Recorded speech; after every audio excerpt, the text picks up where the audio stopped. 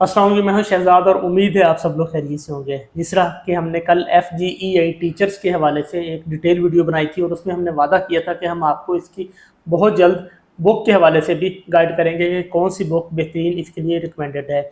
आज हम इसका जो सिलेबस है और जो एक्सपेक्टेड डेट ऑफ पेपर है उसके हवाले से भी तफसीलन डिस्कस करेंगे। शहजाद साहब मेरे साथ मौजूद हैं। कल हमने वीडियो बनाई थी जो मिनिस्ट्री ऑफ डिफेंस और जो federal government mean FG schools के अंदर जो teaching and non teaching staff की रिक्रूटमेंट का इश्तिहार आया था उसके ऊपर।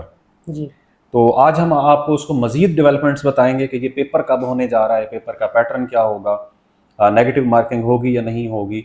और इसके साथ कल हमने फ़ीस के बारे में शायद ये कह दिया था कि इसकी फ़ीस नहीं है, तो अलबत्ता इसकी 1200 रुपये फ़ीस भी है। जी, तो सर एक तो आपका बहुत शुक्रिया। जी सर, थैंक यू आपका। सर मैं एक्चुअली तो आज बात करना चाह रहा था आपके साथ ज़िलेदार के इंटरव्यूज़ पे, क्योंकि यूट्यूब के ऊपर मैं और आप वो दो लोग थे ऐसे ही है। जो पहले दिन से ये कह रहे थे कि ज़िलेदार पे BS वालों को अप्लाई करना चाहिए। और आफ्टर ऑल आज BS वालों के इंटरव्यूज़ हो रहे हैं और आज वो सारे लोग पछता रहे होंगे जिन्होंने, कुछ यूट्यूबर्स ने जो कहा था कि BS वालों को नहीं अप्लाई करना चाहिए, उनके कहने पर अप्लाई नहीं किया था। चलें, अच्छा इस पे हम इंशाल्लाह कल ज़रूर बात करेंगे। अच्छा जी, आपको पता है कि 190 के करीब है, 190 के करीब सीट्स जो है वो elementary school teacher male and female दोनों की आई हुई हैं। पूरे पाकिस्तान से लोग उसके ऊपर अप्लाई कर सकते हैं। किसी भी डिग्री होल्डर वाला बंदा जो है जिसने MA MSc की हुई है वो अप्लाई कर सकता है। कोई B.Ed की शर्त नहीं है।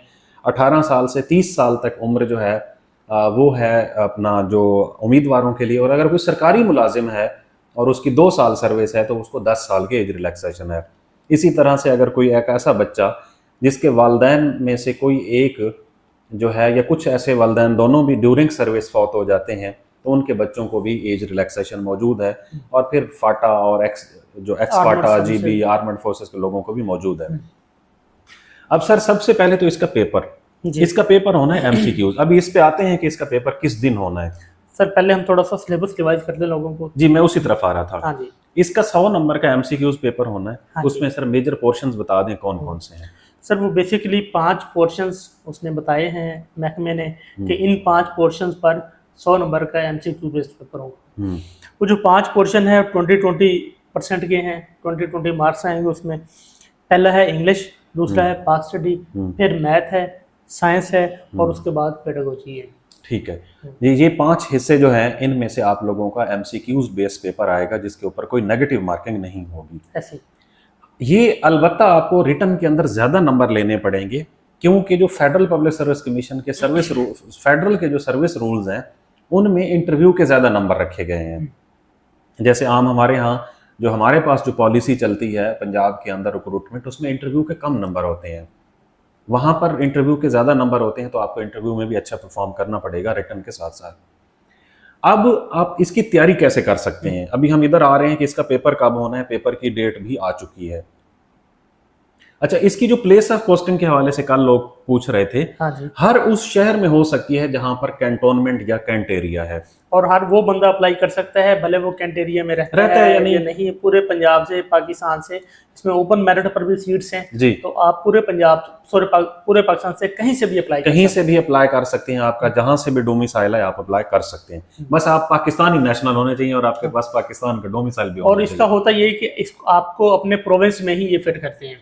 सर प्रोविंस के अंदर भी फिर बहुत ज्यादा जगहों पर कैंट है ना। हाँ जी, अगर हम सिर्फ इसी GT रोड की बेल्ट पर चलें, लाहौर से जब निकलते हैं हम गुजरांवाला में आता है। हाँ, गुजरांवाला से अगर हम आगे निकलते हैं खारियां आता है। हाँ, खारियां से फिर आगे निकलते हैं जेलम आता है। जेलम से रावलपिंडी आता है। रावलपिंडी से मरी आता है। मीन सरगोदा और इसरा ये तकरीबन बड़े शहरों के अंदर मौजूद है कंटोनमेंट एरियाज। अब जी आपने इसकी तैयारी कैसे करनी है? कल वाली वीडियो में हमने आपको बताया था कि हम आपको कोई ना कोई गाइड भी रिकमेंड करेंगे जो कि मार्केट के अंदर अच्छा है। तो कल मैंने और शहजाद साहब ने तकरीबन 8 किताबें जो हैं उनको कंसल्ट किया। तो उनमें से जो हमें सबसे अच्छी किताब लगी है वो ये है, EST गाइड है। इसको इसी तरह से डेवलप किया गया है कि जो हमारी नीड है, मीन जो हमारे पेपर के अंदर पोर्शंस आने हैं, English, general math, general science, और उसके बाद हमारी जो जनरल नॉलेज की स्टडीज है, पाक स्टडी पाकिस्तान स्टडी और पेडागोजी, ये सारे के सारे इसके अंदर मौजूद हैं। तो इसका मतलब ये है कि ये हमारे सिलेबस को कवर करते हैं। अब 100% नहीं करते तो ये और बात है, बट सिलेबस को कवर करते हैं। ये जनाब सुहेल भट्टी की जो है पब्लिशर्स है, भट्टी एंड सन्स, उन्होंने ये प्रिंट की है। तो ये वैसे किताब आप लोगों को मार्केट में से 1200 रुपए की मिलती है। तो अगर जो नंबर हम दे रहे हैं, अगर आप उनसे हमारे रेफरेंस से लेंगे तो आप लोगों को 25% डिस्काउंट पे मिलेगी, और ये तकरीबन 25 से भी ज़्यादा बनती है, 900 रुपए की मिलेगी। ये जो 1200 रुपए वाली किताब है, ये आप लोगों को हार्ड कॉपी में 900 रुपए की मिलेगी, और इसमें जो डिलीवरी चार्जेस हैं वो आपके अपने होंगे। लाइक अगर पाकिस्तान पोस्ट से आप लेना चाहते हैं तो 180 रुपए होते हैं, 150 तक, 180 रुपए तक। अच्छा, 180 रुपए तक। और अगर आप TCS के थ्रू मंगवाना चाहते हैं तो क्योंकि डिलीवरी चार्ज आपने खुद देने हैं, तो वो शायद थोड़ा सा ज़्यादा चार्ज करते हैं, और ये उनको ज़रूरत होती है जिन्होंने जल्दी मंगवानी है। तो ये किताब वैसे अगर आप लोग खुद भी कहीं से आप परचेज करना चाहते हैं, उर्दू बाजार से, ATC से, तो ये किताब देख लें जी, ये आप लोगों के लिए सबसे ज़्यादा सूटेबल किताब है। अब हम आ जाते हैं जी इसकी सॉफ्ट कॉपी भी हम करवाएंगे, जो नीचे डिस्क्रिप्शन दी गई होगी उसके अंदर सॉफ्ट कॉपी मौजूद होगी, और ये सॉफ्ट कॉपी आप लोगों को 300 रुपए में भी मिल जाएगी ये इस गाइड की। सर अब आ जाते हैं इसका पेपर कब है जी। अब इसके पेपर का टेंटेटिव शेड्यूल भी जारी कर दिया गया है। आप में से वो लोग जो जेन्युइनली चाहते हैं कि वो अच्छी ऑर्गेनाइजेशन के अंदर नौकरी करें, अच्छी ऑर्गेनाइजेशन के अंदर जेन्युइनली चाहते हैं कि एक अच्छे पे स्केल के साथ साथ उसकी पर्सनैलिटी को भी फायदा हो, पर्सनैलिटी ग्रूम हो, उसके बच्चे जो अपने बच्चे हैं वो अच्छे स्कूलों के अंदर पढ़ें और वो बिग सिटी के अंदर रहे, मेरे ख्याल में उसे एक्स्ट्रा हार्ड वर्क करना चाहिए, एक्स्ट्रा। क्योंकि ये अब मैं सर बताने लगे हैं कि इसका पेपर कब एक्सपेक्टेड है। सर इसके जो टेंटेटिव डेट्स हैं वो सर, क्या एक तो कल हमने सेंटर्स के बताए जी थे कि आप लोग जब अप्लाई करेंगे तो आपने करीब 3 सेंटर को लोकेट करना है, उसी को आपने टिक करना है, और फिर बाद में 99% चांसेस यही है कि आपका वहीं पर पेपर होगा। और सेंटर्स भी टोटल 6 थे।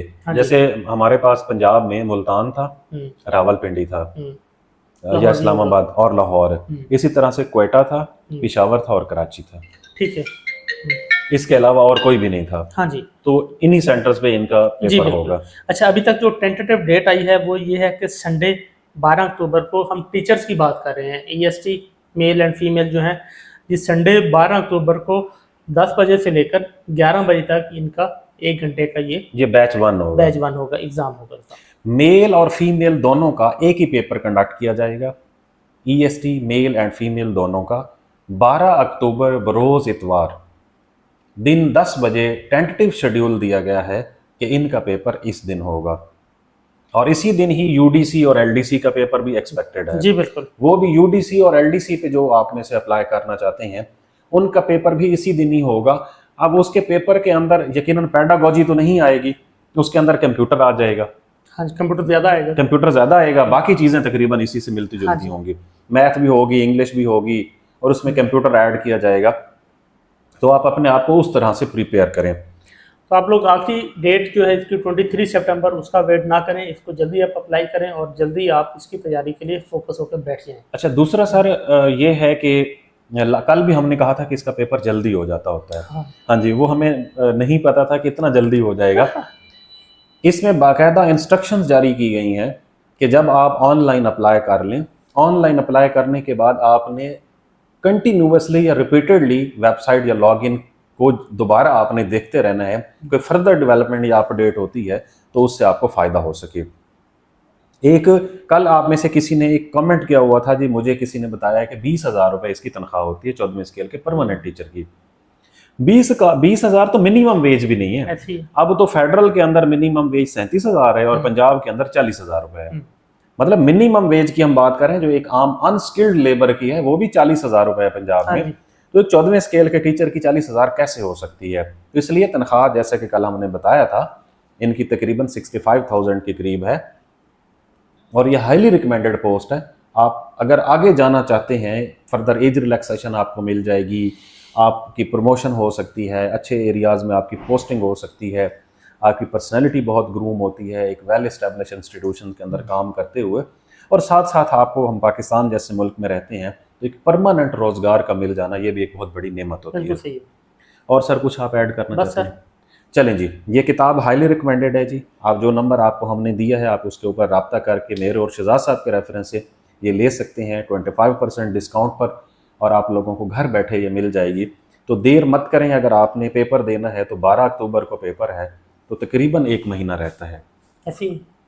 तकरीबन 1 महीने बाद आपका पेपर होना है। तो मेरे ख्याल में आप बैठ जाएं, तो ये कोई इतनी बड़ी किताब नहीं है कि जिसको आप नहीं पढ़ सकेंगे। मेरे ख्याल में इसको आप 5 दफ़ा पढ़ लेंगे और आप आराम से 70 to 75 नंबर लेने के काबिल हो जाएंगे। बहुत शुक्रिया।